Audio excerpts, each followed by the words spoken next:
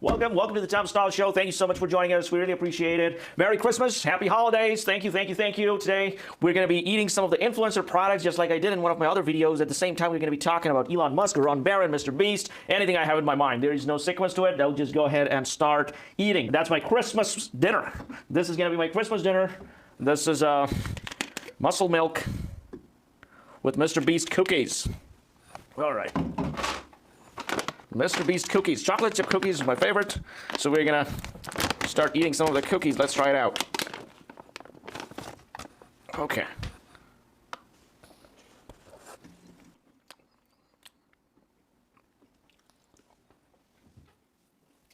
This is terrific. Man. Great job, MrBeast.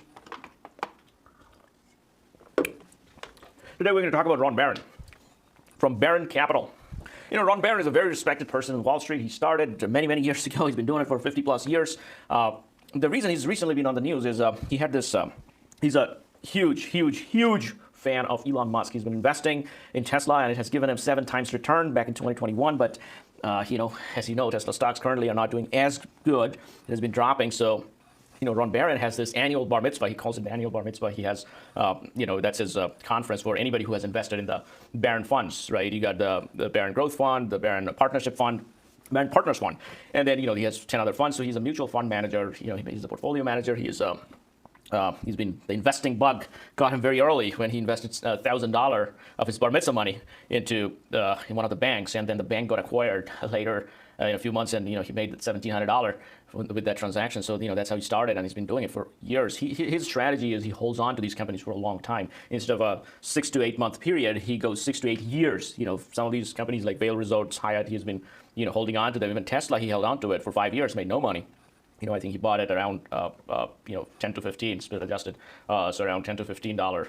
And, you know, that's now it's, I think, 120 something, but it was around $400. So, you know, he made many times his money from the Tesla. So that's how he's been on the news. So he invited Elon Musk to his annual bar mitzvah, which is the Barron Capital. Anybody who invested in the Barron Capital or any of the Barron funds get to go there. Anybody who invested $25,000 or more. He brings in a lot of big guys, the Jerry Seinfeld, he brings in Elton John, all these top-notch celebrities come in there. So it's a very prestigious place to be, you know, a lot of networking and all that. Now, the thing is, Elon showed up. It happened in November. I'm talking about it during Christmas, but this muscle milk is really good. So has MrBeast cookies as well. These are not sponsors, by the way. I'm just eating them for breakfast, lunch, and dinner. So the Barron conference. Now, you know, he's a huge Elon Musk fan, so all the questions are very favorable for Elon, and, you know, Elon was able to discuss them well.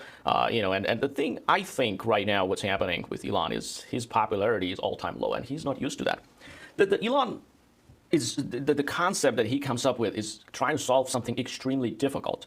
There are very low chances of success, but there is a chance of success. Chances are low, but it's not impossible. So he takes on things that are doable with extreme pressure, with all the things going in the right direction. These are doable. So he started with Zip 2. I did an entire video on that. I'm not going to say too much, but, you know, so in his mind, that's how he kind of thinks. With his PayPal money, with $300 million, then he invested in Tesla and, you know, became the largest shareholder of Tesla. That's Elon Musk. And so with the success of Tesla, initially, his rockets from SpaceX were not doing very well.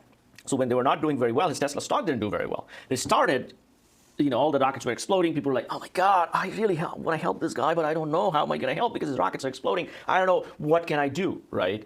And then, guess what? In 2020, 2021, his rockets, none of them exploded. They did extremely well. He was all over the news. People were like, oh my God, this guy has successfully done it. Okay, let's put money in Tesla. And, you know, it's like a casino. It keeps on going up. And I think, so it's such a favorable time, and the wealth skyrocketed for him. So he kind of got in a position where he's like, you know what, whatever I'm going to do, people are going to support me. And that's how, you know, he went to Babylon Bee or some of these guys. He goes in interviews with these guys that are just blown away by everything he has done. And, you know, he has done some insanely amazing things. So, you know, there is no surprise.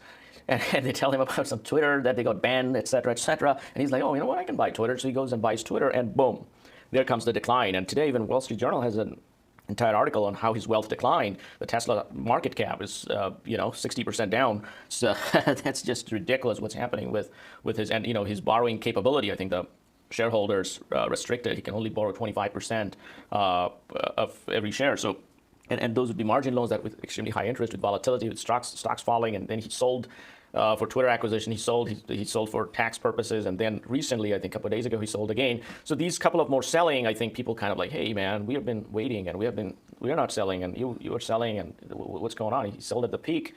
He cashed out, and he was able to buy Twitter. Now, so people kind of lost faith, I think. And that's where I'm going to, and that's the reason for this discussion. I saw the annual conference where Ron Barron was giving Elon very softball questions. They were very simple, softball questions. Let's do some Logan Paul Prime. Let's do some Prime stuff, softball questions. Elon was very boring in his answers. He was very slow answering them, and it wasn't good. But then there was a guy. He said, "Why should I buy Tesla? Why not Mercedes-Benz? It's 6 times earnings, selling at 6 times earnings, whereas Tesla's selling at that time, I think, 300 times earnings or whatever, something. I don't remember what exactly that guy said. And Elon, whoa. Then he gave a very good answer. So I think Elon right now is facing no love, and that will give him a good direction to correct. It's a course correction for him. Wow. His Prime is falling apart. Logan Paul Prime. All right, so I think right now, even MrBeast is trying to be the CEO of Twitter. This is because MrBeast gave him this idea that he could create the YouTube ecosystem within Twitter, and that he got that bug. One thing Elon has been suppressing in his mind, which I also thought for the last decade. I downloaded WeChat, which is owned by Tencent Holdings in China, owned by Ponyma. I have been fascinated by WeChat, and I've been using it for over a decade. And this is something I always asked, why don't we have something similar in America? But nothing in America that we have compares with WeChat. And Elon has been saying that over the last few years, because once Tesla went into China, all the production and all that, when they opened their Shanghai factory, I think he started using WeChat. And he's like, we don't have this. What's going on? Why don't we have WeChat? Why don't we have something similar? And that got into his mind. And then 20 years ago, he had this idea about X.com before they sold it to Twitter, that he wanted X.com to be the platform, the financial platform that would be the central piece, and that would be serving all the banks. So the banks will be in one end, the consumers another end, and in the middle, his X.com, the PayPal should be the center of this whole game. It's kind of, that was his idea. So he wants to, now with all the money he has, he at that point he had, I think, $350 billion. So he was like, okay, I want to bring that to life. I got this WeChat idea from China. I got this PayPal that I sold. When he sold it to PayPal, that financial idea, and then MrBeast's success with the YouTube, all that gave him the idea that he can turn it around. But then he went political.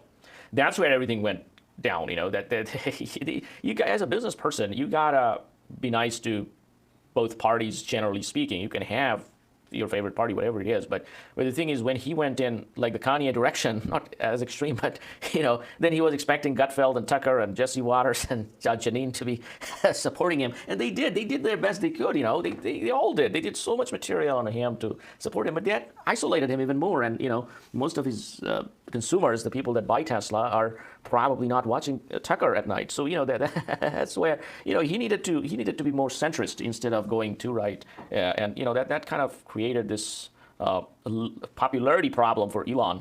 Ron Barron tried to help him. The Barron's bar mitzvah, right? The annual bar mitzvah. He tried to help him a lot. He tried to defend him for the Twitter acquisition, and Ron Barron did everything he could. But Elon is kind of. I think he will do a course correction, and I hope he does very well. This Christmas may not be as happy for him like the last one, where he was the richest man on the planet. Now, yeah, that's our show. But thank you very much for joining us today. We had the Beast Cookie, the Logan Paul Prime, and my favorite, the Zoa, for Dwayne The Rock Johnson, and it's fantastic. Thank you very much. Please subscribe. Please subscribe. Thank you.